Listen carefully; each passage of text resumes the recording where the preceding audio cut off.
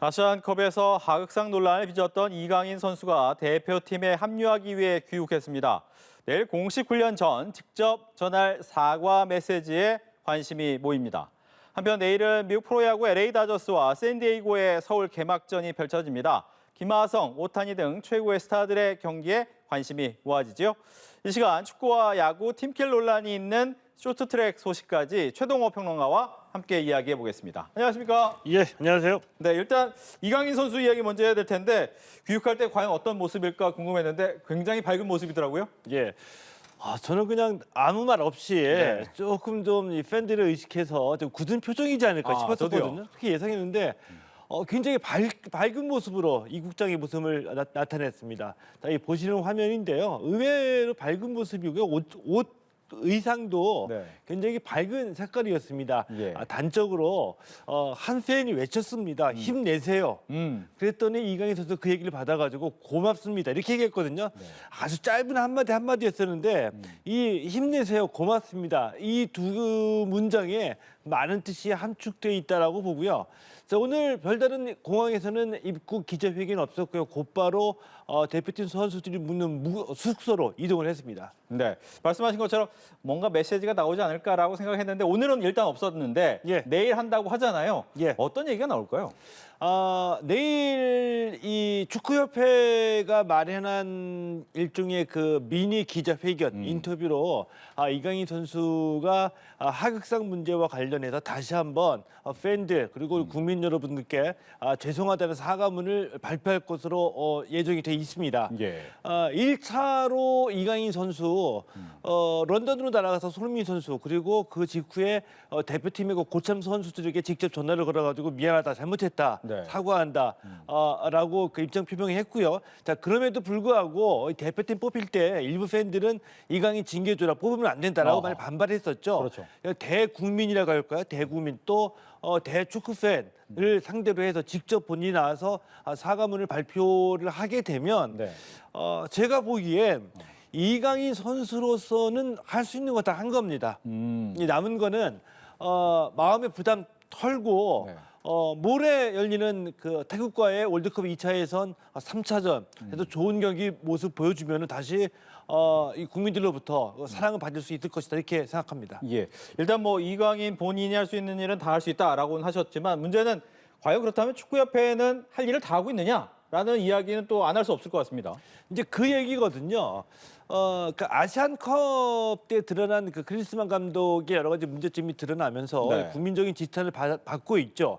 그 중에 하나가 이강인 선수의 하극상 문제인데 선수들은 본인들이 나서서 이제 사과를 다 하고 있습니다. 수습을 하려고 노력을 하는 그렇죠. 거죠. 자, 그런데 크리스만 감독 경질 사태를 우리가 지켜보면서 한 가지 깊은 가장 본질적인 문제는 이 대표팀 포함한 한국 축구 그리고 이 축구협회의 의사결정 과정 이런 등등을 포함한 축구협회의 쇄신 방안이거든요. 네. 그리고 그 중심에 책임을 지고 있는 이 축구협회 회장의 사과와 이 논란의 종결을 짓는 어떤 그 쇄신 방안을 기다리고 있는 건데 네. 이 부분에 있어서는 축구협회가 아직까지도 별다른 반응이 없다는 겁니다. 이 점에 있어서는 축구협회가 깊이 고민을 해봐야 되는 대목이라고 보고요. 네. 축구 팬들이 외치고 있는 여러 가지 그 개혁의 가장 본질적인 문제는 예를 들면 가장 이슈가 됐던 이 이강인 선수의 하극상의 문제는 본질적인 문제가 아니다. 이강인 선수 이 문제도 결국은 클린스만 감독이 대표팀을 맡고 있었을 때 제기가 된 네. 대표팀 관리의 문제로 지금 문제를 제기하고 있는 거거든요. 때문에 축구협회가 가만히 이 또한 지나가리라라는 이런 자세로 월드컵 2차 예선에서 승리를 거두면은 이것도 지나갈 것이다라고 판단하지 말고 네. 종합적인 쇄신책을 가지고 나와서 직접 발표를 해야지 지금 국면을 돌파해낼 수 있다 이렇게 판단합니다. 예. 이강인 선수 앞서서 이제 귀국하자마자 훈련장으로 가진 않고 숙소로 가는 이야기를 해주셨잖아요. 예. 숙소로 먼저 간 이유는 아마 선후배들 간의 만남에서 뭔가 일단 원팀을 만들어야겠다 이런 의지가 더 있는 겁니까? 어떤 겁니까? 입국장에서 별다른 메시지를 발표하지 않고 이제 네. 곧바로 선수들이 머물고 있는 그 대표팀 숙소로 갔거든요. 네. 이 얘기는 내일 이강인 선수가 공식적으로 발표하기 전까지 네. 불필요한 그 메시지나 잡음이 일어나는 것을 막겠다는 뜻이겠죠. 어허. 만약에 이 휴식을 보장하기 위해서 또는 뭐 내일 내일 훈련을 위해서 일찍 그 대표팀 숙소로 간다고 한다면은 최소한 팬들과 언론 앞에서 뭐 고맙다, 뭐 나는 뭐 경기 잘 뛰고 왔다, 최선을 다하겠다, 아주 간단하게 5분 정도의 의례적인 인사말은 할 수는 있을 거거든요. 그런데 그것마저도 피했다는 것은 간단한 인터뷰를 하는 와중에 네. 어떤 그 언론이나 기자의 돌발적인 질문에 대해서 대답을 하다 보면 또 의도치 않았던 그 메시지가 나가게 되고 이것이 또한 또 혹시 또 논란이 될 수도 있으니까 네. 원천적으로 언론과의 접촉을 차단하기 위해서 곧바로 숙소로 갔다라고 볼 수 있죠. 예, 뭐 태국 팀이 약체로 평가는 되지만 예. 올해 태국전을 앞두고 하루만 이제 완전체 훈련을 하는데 괜찮냐, 이런 전술훈련 없어도 되냐 이런 얘기 있더라고요. 그게 원래 국가대표 팀이에요. 네. 여태까지 그러니까 평가전 치르거나 A매치 있을 때 대부분 다 이제 그런 식의 일정이었었죠. 그렇죠. 때문에 국가대표 감독은 선수들에게 뭐 기술을 가르치거나 네. 이 전술을 가르치는 게 아니라 자기가 하고 싶은 축구의 전술을 갖고 있고 그 전술을 수행할 수 있는 포지션마다 선수를 선발해가지고 조합하는 거거든요. 네. 그 때문에 내일 실질적으로 훈련할 수 있는 시간도 내일 하루밖에 없는데 예를 들어 가지고 손흥민 선수는 어제 영국에서 왔잖아요. 그렇죠. 와가지고 시차 극복해야 되고 내일 뭐 진짜 열심히 땀 흘리면서 이 대표 선수들이 훈련을 하느냐 이게 아니고 우리가 회복 훈련이라고 하죠. 네. 우리에게 주어진 이 짧은 시간 속에서 대표팀 선수들이 할 수 있는 거는 자신의 컨디션을 빨리 회복하는 거, 네. 그러니까 정상적인 플레이를 할 수 있게 회복 훈련에 중점이 가 있고요. 자, 그래서 과거에 박지성이 국가대표 은퇴하고 난 뒤 얘기를 했었죠. 예. 너무 힘들었다. 그러니까 소속팀에서 경기 뛰고 난 뒤에 비행기 타서 대표팀 경기 뛰고 대표팀 경기 뛰고 그날 또는 그 다음 날 일찍 비행기 타고 돌아갈 때 되면은 무릎에 이 물이 찼다. 그렇죠. 수술을 몇 번 했는데도 불구하고 네. 너무 힘들었다라는 말을 국가대표 은퇴하고 난 뒤에 했습니다. 이렇게 힘든 겁니다. 그렇다면 이제 뭐 관심 갖는 것은 과연 그렇다면 태국전에서 이 손흥민 선수와 이강인 선수가 호흡을 맞추는 걸 볼 수 있느냐? 여기에 대해서 이제 황성원 감독이 이야기는 했지만 어떻게 좀 예상을 하십니까? 이제 그게 가장 보고 싶은 장면이죠. 그리고 가장 궁금하기도 하고요. 맞아요. 저는 이제 그런 장면이 나올 거라고 봐요. 왜냐하면은 황선홍 감독이 뭐 대표팀 감독이기 이전에 한국 축구의 그 선배잖아요. 근데 이 이강인 뽑는 문제와 관련해서 미리 얘기를 안 해보고 뽑을 일은 없거든요. 네. 얘기해보고 어떤 마음가짐이냐 자세냐 다 얘기 듣고 이제 뽑았을 거고요. 그리고 이강인 선수도 이번 일을 통해서 이제 국민적인 지탄을 받게 되면서 많이 반성한 게 있을 거고요. 네. 그리고 런던 가서 이 손흥민 선수에게 사과했던 거 이게 진심이냐 아니냐 경기를 보면 알 수가 있죠. 그렇죠. 저는 오히려 걱정되는 게 네. 오히려 걱정되는 게 많은 사람들이 이런 관점으로 이 대표팀 경기를 지켜볼 테니까 이강인 선수가 오히려 좀 오버해가지고 네. 친한 척하지 않을까. 오버해서 이런 상황은 손흥민에게 패스 안 해도 되는데 패스 넣어주지 않을까. 아. 이게 좀 오히려 더 걱정이 될 정도이죠. 알겠습니다.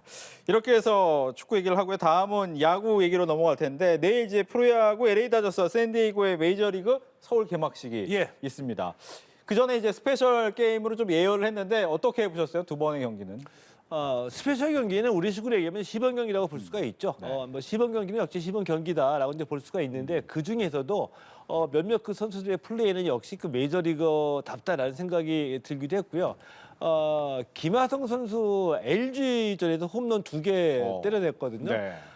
또 그 옛날 팀인데 진짜 인정사정 안 봐주시네요. 예. 옛날에 홈구장에 했었죠. 그렇죠. 그 키움에서 뛰었으니까 이제 네. 고척 스카이돔 그리고 LG 선수들도 잘 알고 있을 텐데 뭐 인정사정 없이 홈런 2개 날렸습니다. 네. 알겠습니다. 네, 말씀하신 것처럼 이제 샌디에이고에는 우리나라 선수 2명이 있고 예. LA 다저스에는 또 일본 선수가 있기 때문에 이게 한일전이냐 뭐 이런 얘기도 있는데 어떻게 봐야 될까요?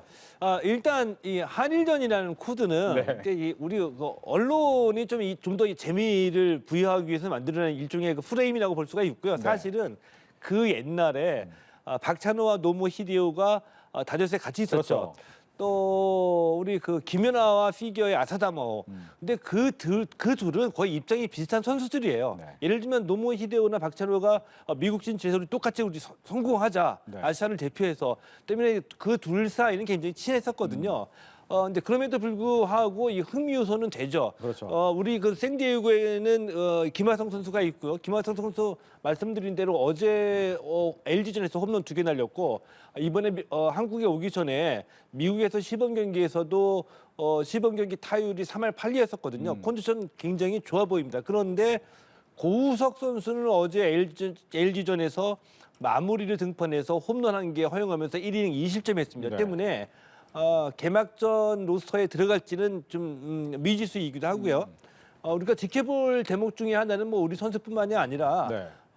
그 LA 다저스하고 샌디에이고도 뭐 마차도라든지 아니면은 뭐 무키베지 선수처럼 우리 팬들이 잘 알고 있는 선수들이 있기 때문에 네. 이런 선수들의 그 활약까지도 플레이까지도 한번 지켜보는 게 아마 매력적일 거라고 봅니다. 알겠습니다. 1차전에 이제 샌디에이고에는 다루비슈가 예. 나오고 LA 다저스의 2번 타자는 아무래도 오타니가 예. 될 가능성이 높다면 일본 선수끼리의 또 투타 대결인데 두 사람이 적으로 만나는 경우가 없었다면서요?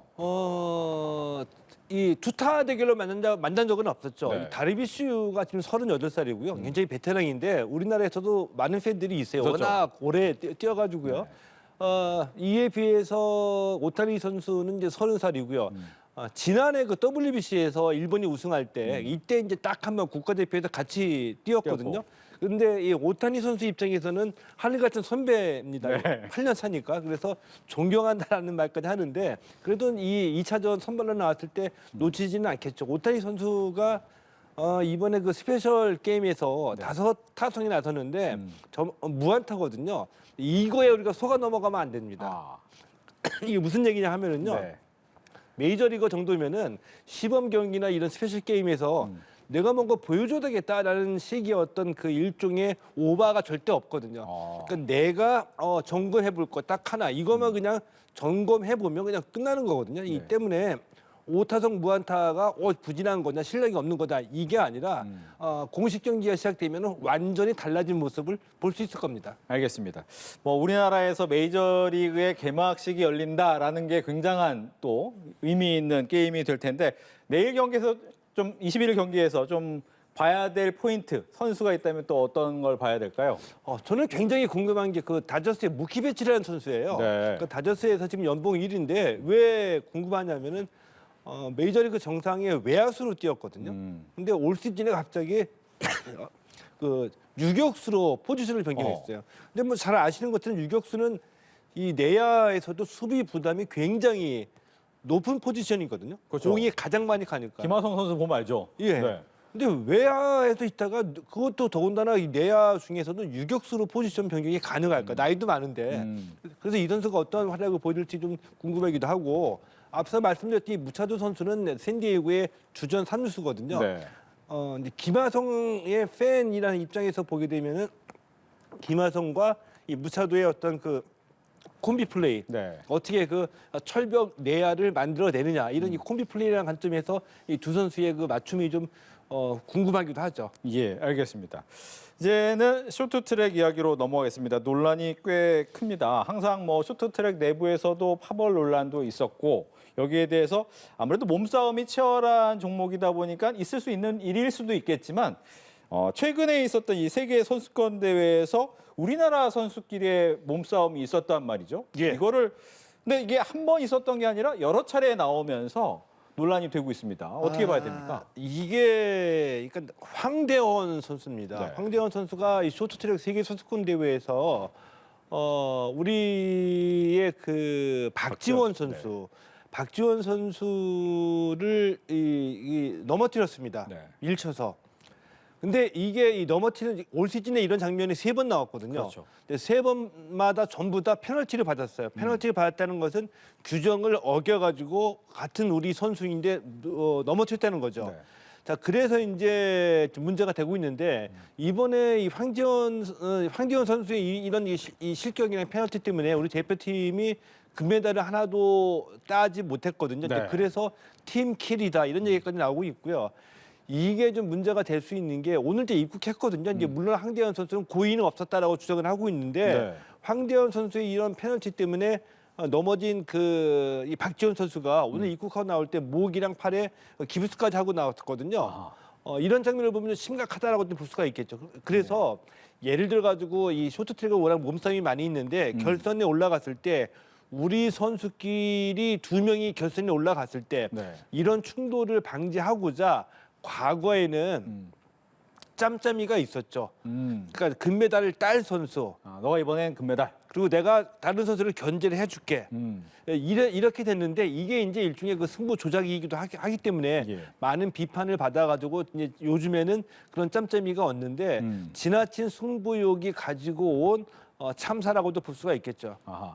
좀 전에 이제 화면에 나오는 선수들의 모습을 봤습니다. 황대현 선수의 모습도 있고 목과 이제 기부스를 하고 있는 박재원 선수의 모습도 봤는데 문제는 이게 노메달을 딴 박재원 선수 현재 세계 랭킹 1위인데 예.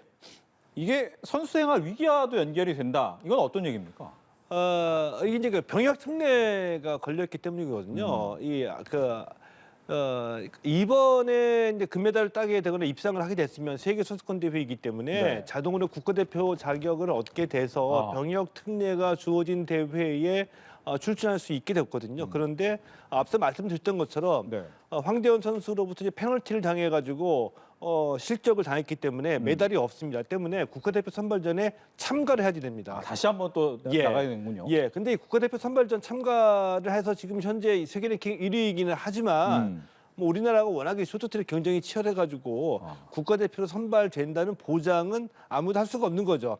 이제 이렇게 되면은 이제 병역 특례 기회를 놓치게 되면서 네. 입대를 해야 되는 이제 그런 상황에 오게 된 거죠. 그러니까 입대를 하게 되면 아무래도 선수 생활을 그만큼 못할 수 있으니까 예. 선수 생명이 위험하다라는 예. 얘기가 나오는 거군요.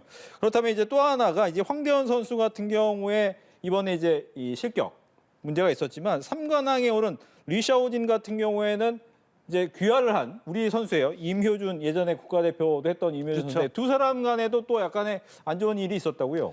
그러니까 임효준이고 귀화했으니까 리샤오진이죠. 네. 예, 중국으로 기여를 했으니까요. 이 황대원 선수가 그 리샤오진과 이제 장난을 치다가 네. 이게 이제 빌미가 돼가지고 리샤오진 선수가 징계를 받게 됐죠. 그러니까 둘이서 대표팀에서 훈련을 할 때 리샤오진 선수가 장난을 친다고 이제 네. 바지를 벗겼습니다. 그래서 엉덩이가 좀 노출이 됐죠. 이게 이제 성추행으로 법원에서 1심에서 유죄를 선고받았는데 나중에 이제 대법원까지 가서는 무죄로 선고가 났거든요. 자, 하지만 이 빙상경기연맹에서는 리샤오진 선수에게 1년 자격증 징계를 줬고요. 그리고 여론이 악화가 됐기 때문에 리샤오진 선수가 고민하다가 중국에 귀화를 해서 임효준 선수가 리샤오진 선수가 된 거죠. 그렇죠. 근데 그 피해를 입은 이 피해자가 당시 이제 황대현 선수였기 때문에 네. 이 두 선수가 국제대회에서 만날 때마다 은근히 이런 스토리가 쌓여가지고 두 선수가 또 이 라이벌 구도가 또 형성되기도 했었거든요. 네. 근데 이번에 황대현 선수는 이렇게 이제 페널티를 받게 됐고 리샤오진 선수는 3관왕을 차지하게 된 거죠. 그렇군요.